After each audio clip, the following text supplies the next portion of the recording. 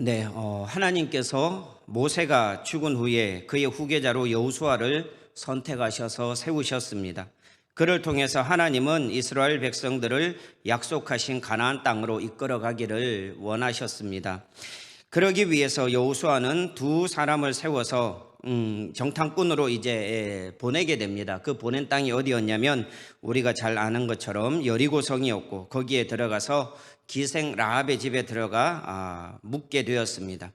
여리고 왕이 이스라엘 정탐꾼이 자기들의 이제 성에 들어왔다 하는 얘기를 듣고 이 라합의 집에 있다는 소식을 듣고 사람들을 이제 라합의 집으로 보냈습니다. 그런데 라합은 이스라엘 정탐꾼들을 숨기고 그 정탐꾼들을 잡으러 온 사람들에게 한 말이 있습니다. 그게 4절과 5절에 나오는데 이렇게 말씀을 합니다. 그 여인이 그 두 사람을 이미 숨긴지라 이르되 과연 그 사람들이 내게 왔었으나 그들이 어디에서 왔는지 나는 알지 못하였고 그 사람들이 어두워 성문을 닫을 때쯤 나갔으니 어디로 갔는지 내가 알지 못하나 급히 따라가라 그리하면 그들을 따라잡으리라 하였으나 아멘. 이렇게 말씀을 하는데 이런 것을 보면 이 비판적인 시각을 가진 사람들, 이런 사람들은 이렇게 얘기를 할 수가 있습니다. 이 여인이 거짓말을 했는데 어떻게 그럴 수가 있느냐. 이 뒤에 보면은요, 하나님께서 이 라합에게 복을 주신 내용들을 쭉 열거를 하고 있습니다. 그런데 이렇게 거짓말을 하는 이 사람에게 하나님이 어떻게 그렇게 하실 수가 있느냐. 이게 이 비판적인 시각을 가진 사람들의 생각일 수가 있습니다. 그런데 이렇게 비슷한 예가 성경에 또 하나 있습니다. 그건 어디냐면 출애굽기 1장입니다. 거기에서 이제 바로가 이 히브리 산파들에게 명령을 내립니다. 그게 1장 16절에 나오는데 이르되 너희는 히브리 여인을 위하여 해산을 도울 때에 그 자리를 살펴서 아들이거든 그를 죽이고 딸이거든 살려두라. 이게 바로의 명령이었습니다. 아들이거든 살려라, 죽여라. 그런데 딸이면은 살려라. 이렇게 명령을 내린 거예요. 그런데 이 히브리 산파였던 십브라와 또 부아라는 이 두 여인은 어떻게 했느냐. 출애굽기 1장 17절에 보면 그러나 산파들이 하나님을 두려워하여 애굽 왕의 명령을 어기고 남자 아기들을 살린지라 이렇게 말씀을 합니다. 거기에 이렇게까지 얘기를 하는데 1장 19절에 산파가 바로에게 대답하되 히브리 여인은 애굽 여인과 같지 아니하고 건장하여 산파가 그들에게 이르기 전에 해산하였더이다. 이렇게 얘기를 합니다. 그래서 이 뒤에 보면은 20절에 보면은요, 하나님이 그 산파들에게 은혜를 베푸셨다라고 그렇게 말씀을 하고 있습니다. 오늘 이 라합의 행동과 그리고 히브리 산파들을 보면서 영적인 안목 없이 보면은 이 사람들은 영락 없이 무엇입니까? 나라의 반역자들이고 거짓말쟁이들입니다. 정말 이 반역자로 죽어도 할 말이 없는 그런 사람들이 오늘 여기에 나오는 기생 라합 그리고 또 하나의 예를 든 히브리 산파들이었습니다. 그런데 성경의 평가는 그 사람들의 그러한 어떤 거짓된 행동들, 우리의 눈으로 볼 때 그 거짓된 행동들, 이것을 하나님께서는 신기하게도 뭐라고 표현하느냐? 믿음이라고 표현을 하고 있습니다. 하나님을 두려워한 산파들은 아기들을 죽이는 것이 아닌 살리는 것을 선택합니다. 기생 라합은 정탐꾼들을 내어주어 죽게 하는 대신에 그들을 살려두는 쪽을 선택을 합니다. 그런데 하나님께서는 이것을 믿음으로 보셨다는 것이죠. 믿음은 하나님의 말씀에 대한 우리의 반응으로 나타납니다. 그리고 철저히 영적인 안목, 하나님의 안목으로 볼 때 믿음이 이 인정을 받을 수가 있는 것입니다. 믿음이라는 것은 사람 중심의 판단이 아니라 하나님 중심, 말씀 중심의 판단이 되는 것입니다. 이 사람들이 자신들의 욕심을 채우기 위해서 거짓말을 하고 그리고 왕의 명령을 어겼으면 그것은 분명한 범죄요, 하나님의 은혜가 아니라 당연히 하나님의 진노를 받았을 것임이 분명합니다. 그런데 이 사람들은 무엇이 기준이었느냐? 자기들의 유익과 이익과 생명이 기준이 아니라 무엇이 기준이었느냐? 하나님을 두려워하는 것이 이 사람들의 삶의 기준이었다는 것입니다. 하나님은 이것을 용납하셨습니다. 우리가 거짓을 막 이렇게 할 때 거짓말을 할 수도 있죠, 사람들이. 그런데 대부분의 거짓말은 무엇을 위한 거짓말이냐? 우리가 대부분 거짓말을 할 때는 다 남을 속이고 나의 유익을 취하기 위한 거짓말입니다. 이것은 하나님 앞에 영광이 될 수 없습니다. 그런데 하나님 보시기에 이것이 하나님께서 보시기에 옳은 길이고 하나님의 명령을 순종하는 길이고, 그럴 때 우리가 이렇게 하는 것, 이것은요 하나님께서 용납해 주시는 것을 성경에서는 여러 군데서 볼 수가 있습니다. 이 엘리사 선지자 시대에 이 나만이 오죠. 나만이 올 때에 뭘 얘기를 합니까? 그 다 고침을 받고 그 흙을 가지고 이제 돌아가겠다라고 얘기합니다. 이스라엘 땅에 흙을 가지고 가서 그것을 두고 거기에 이제 그 하나님 앞에 예배하는 그러한 일들을 행하겠다. 그런데 내가 정말 할 수 없는 게 하나 있다. 그게 뭐냐면, 왕이 우상에게 절하게 할 때 나는 장군이기 때문에 그것을 할 수밖에 없다라고 할 때 엘리사가 그건 안 됩니다 라고 그렇게 얘기하지 않습니다. 평안히 가라, 이렇게 얘기를 합니다. 그 마음속에 하나님을 섬기는 마음, 하나님을 두려워하는 마음, 이것을 중심으로 살아가느냐, 아니면 우리의 이익과 유익을 가지고 그것을 중심으로 살아가느냐, 이것이 우리가 하나님 앞에 복을 받느냐 받지 못하느냐, 이 갈림길이 된다는 것을 우리가 기억을 해야 됩니다. 하나님이 용납하시는구나. 그렇다고 막 거짓을 행하면서 돌아다녀서는 안 됩니다. 하나님은 우리의 모든 것을 다 보고 계십니다.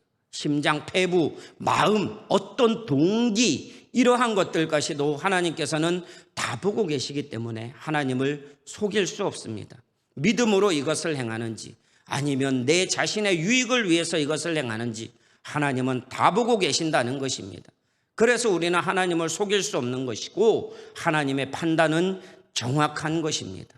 부디 정말 우리의 마음속에 하나님을 두려워하는 마음을 가지고 살되 진짜 하나님의 영광을 위해서 살아갈 수 있는 우리 모든 성도님들 되시기를 바랍니다.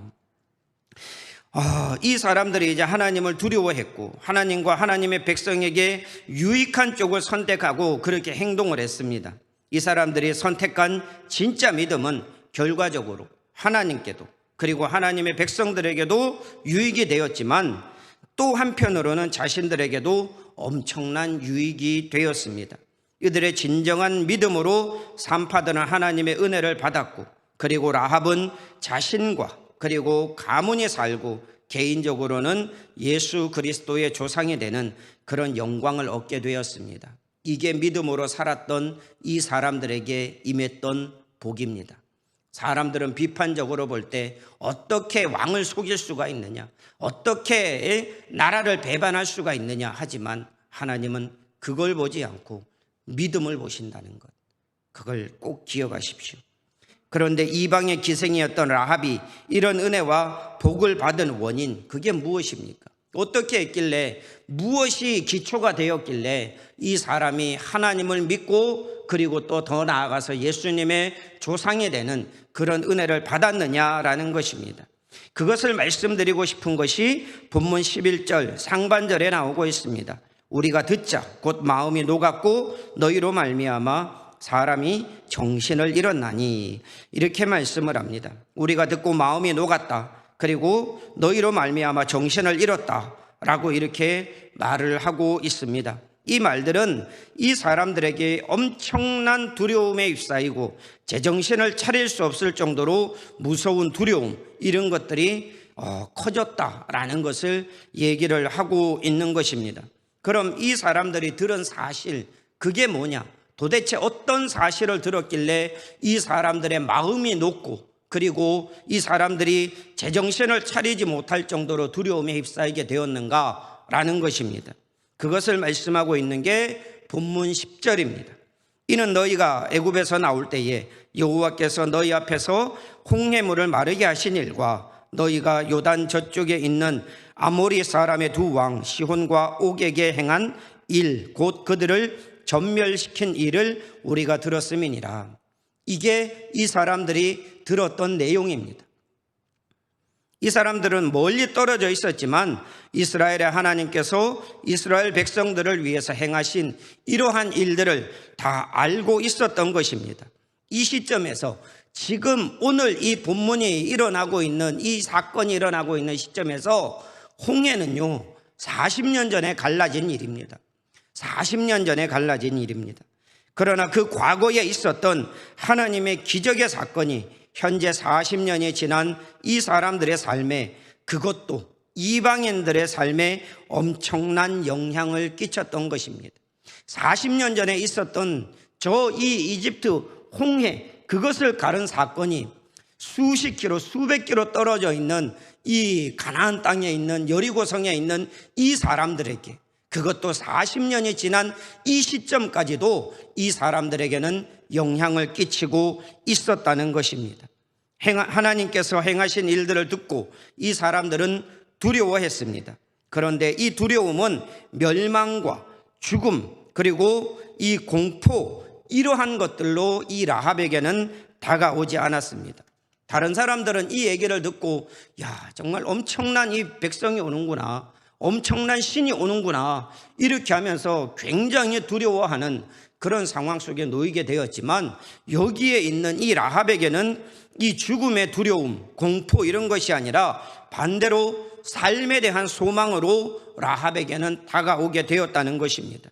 하나님의 역사를 보고 진짜 살아계신 신, 그리고 살아계신 하나님을 발견하게 되었고, 그 하나님은 라합에게 삶에 대한 소망을 주셨습니다. 우리에게 하나님께서 행하신 일, 또 홍해를 가르시고 또 반석에서 물을 내시고 이스라엘 대적들을 물리치신 놀라운 사건들이 우리에게는 어떻게 다가오고 있습니까? 라합에게는 그것이 하나님에 대한 두려움과 삶에 대한 소망으로 다가온다고 말씀을 드렸는데, 이 동일한 사건이 오늘 이 시대를 살아가는 우리에게는, 우리 각 사람에게는 어떤 영향을 끼치고 있느냐 말입니다. 이 옛날에 있었던 사건이지만 40년이 지나서 이것을 대하게 되는 라합에게 엄청난 두려움과 대신 삶에 대한 소망으로 다가오게 되었습니다. 우리에게는 이 홍해를 가르신 사건, 반석에서 물을 내신 사건, 그리고 이스라엘 백성들을 위해서 하나님께서 대적들을 물리치신 그 사건들이 지금 우리에게는 어떻게 다가오고 있느냐 말입니다. 이게 정말 중요합니다. 이런 하나님의 기적과 역사하심이 기록된 이 말씀을 우리는 늘 가까이 접합니다. 어떤 사람들은 이 하나님의 말씀을 매일 읽고 듣습니다. 그러나 이런 말씀이 우리에게 어떠한 변화, 마음의 변화, 행동의 변화를 주지 못한다면 말씀이 문제가 있든지 아니면 우리가 문제가 있든지 둘 중 하나는 분명히 문제가 있습니다. 이 하나님의 말씀이 우리에게 보여지고 우리에게 들려질 때에 우리에게 아무런 변화가 일어나지 않는다면 말씀이 문제가 있든지 우리가 문제가 있든지 둘 중에 하나는 분명히 문제가 있는 거예요. 성경을 보고 하나님의 말씀을 듣게 되면, 마음을 열고 듣게 되면 그 말씀은 우리 가운데 역사하게 되어 있습니다. 우리의 모든 것들을 변화시키게 되어 있습니다. 심지어 우리가 60년, 70년, 저 같은 경우는 50년 이렇게 가지고 왔던 우리의 나만의 구축된 가치관들, 이러한 것들을 변화시킬 능력이 어디에 있느냐? 하나님의 말씀에 있는 것입니다. 하나님께서 행하신 일, 하나님께서 보여주셨던 그 모든 것들, 그리고 하나님께서 말씀하시고 가르치셨던 그 가르침들이 우리에게 다가오게 될 때에 우리는 반드시 변화되게 되어 있다는 것입니다. 변화가 되지 않으면 하나님의 말씀이 문제가 있든지 내가 문제가 있든지 분명히 문제가 있는 것입니다. 하나님의 말씀 속에서 그분의 기적과 행하신 일들을 들으면, 마음을 열고 들으면 분명히 우리의 삶은 변화되게 되어 있습니다. 왜 그렇습니까? 왜 이런 변화가 일어날 수밖에 없습니까? 라합은 이렇게 고백합니다. 본문 11절 하반절에 여호와는 위로는 하늘에서도 아래로는 땅에서도 하나님이시니라. 아멘. 이렇게 말씀을 합니다. 상천하지의 하나님을 발견하게 되기 때문에 그 위대한 발견은 반드시 우리를 변화시키게 되어 있는 것입니다. 복음이 무엇입니까? 성삼위 하나님의 가르치신 말씀과 그분의 행적들, 이게 복음입니다.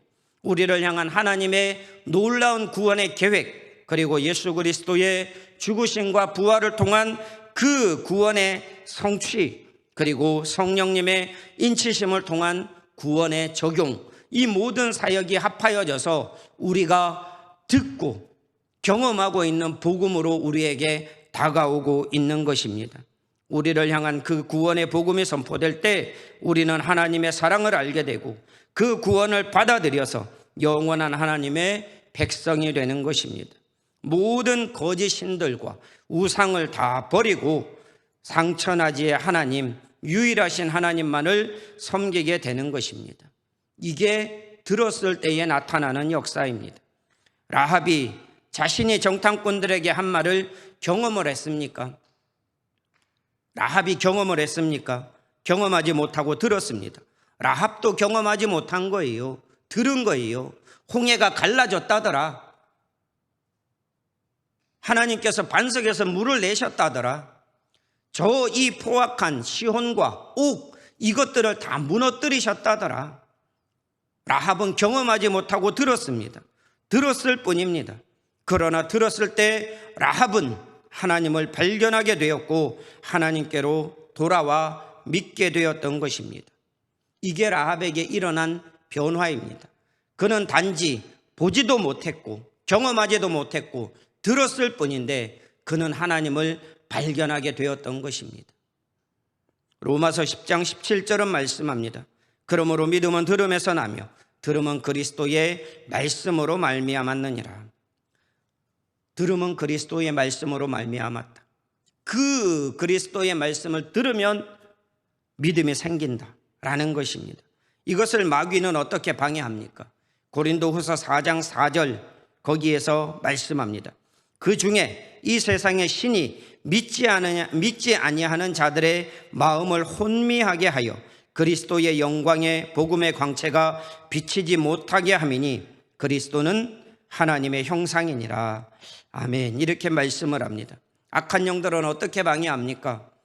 이 사람들의 마음을 혼미하게 해서 복음의 영광을 보지 못하게, 받지 못하게 그렇게 만들어 버립니다. 혼미하게 한다는 것은 헬라어로 티플로라는 말을 씁니다. 티플로 이런 말을 쓰는데 이것은 눈을 멀게 한다라는 것입니다. 눈을 멀게 한다. 복음의 영광이 광채가 저 앞에 있는데 이 세상에 믿지 아니하는 자들에게 악한 영들이 뭘 하느냐? 눈을 멀게 만들어 버리는 거예요. 그러니까 아무리 엄청난 하나님의 영광이 나타난다 해도 멀어진 눈으로 볼 수 없는 것입니다. 엄청난 빛이 있는데 그것을 볼 수 없는 거예요. 그걸 누가 하느냐? 마귀가 하는 것입니다. 보지 못하게 하고 듣지 못하게 합니다. 영적인 안목, 마음의 눈을 멀게 해서 우리에게도 때로는 복음을 보지 못하게 하고 듣지 못하게 합니다. 또 복음이 전해질 때 스스로 귀를 막아버리기도 합니다.